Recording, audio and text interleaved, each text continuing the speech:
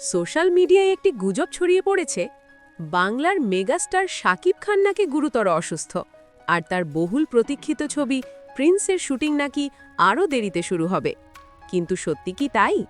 আসলে পুরো বিষয়টাই মিথ্যা এবং ভিত্তিহীন। বাস্তবতা হল, শাকিব খান নিয়মিতই হেলথ চেকআপ করান, যা তার শরীর ফিট রাখা এবং সুস্থ থাকারই অংশ। তিনি নিজের ফিটনেস নিয়ে সবসময়ই সিরিয়াস, কারণ সামনে একের পর এক বড় প্রকল্পের কাজ। তাই মাঝে মধ্যে তার হাসপাতাল বা চেকআপে যাওয়ার কিছু ছবি বা খবর দেখেই অনেকেই ভুল করে নেন যে তিনি অসুস্থ।